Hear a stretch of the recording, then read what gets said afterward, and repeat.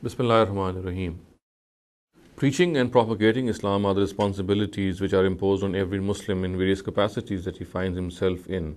Now, there is this issue which comes up often between common Muslims to whom the Quran says that in their own immediate atmosphere, in their own circle of authority, in their own circle of contact, they are liable to further the cause of good and to forbid evil.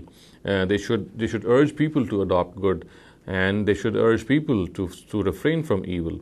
However, there is this phenomena, this issue which often arises in the mind of a common man, and this actually makes him abstain from discharging this all-important responsibility.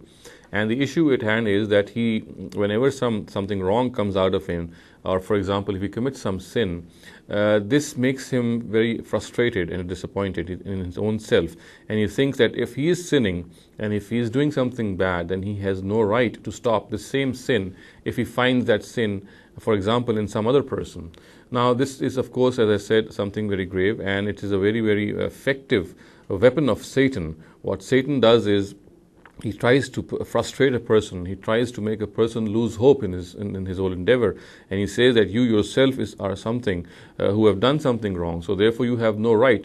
You are not practicing what you're preaching. So therefore, if you're not practicing what you're preaching, you have no right to preach to others, because there is some wrong that you're committing yourself. Now, as I said, that this is something which we have to be very, very careful about. If Satan starts to sort of implement all these suggestions on us, we will indeed become further bogged down. And this is what Islam does not require of us. Islam says that we must never lose hope. And regarding sin, Islam is absolutely clear.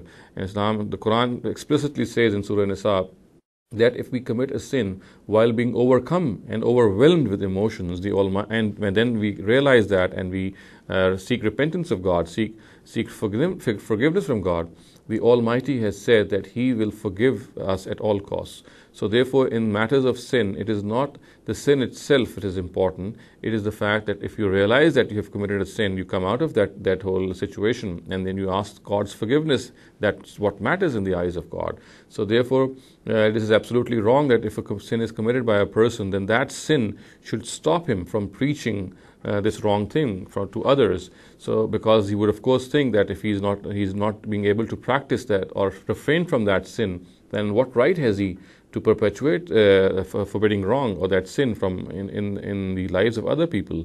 So in this regard, as I said, this is of course something which we must be very careful of. And if this sin emanates from us, if we commit such a sin, of course we must come out of it as soon as we realize our folly, and we must seek forgiveness of God. And also, this must never stop us from forbidding this sin whenever we find it in other people. We can of course tell him that we ourselves, or I myself, am not being able to control myself in this particular fashion, on this particular sin. So therefore, let's be together and let's come out of this together and let's fight this sin together.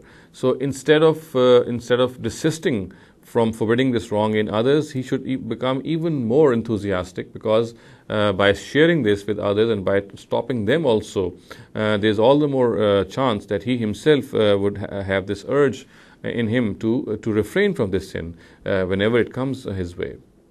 أقول قولي هذا واستغفر الله لي ولكم ولسائر المسلمين والمسلمات.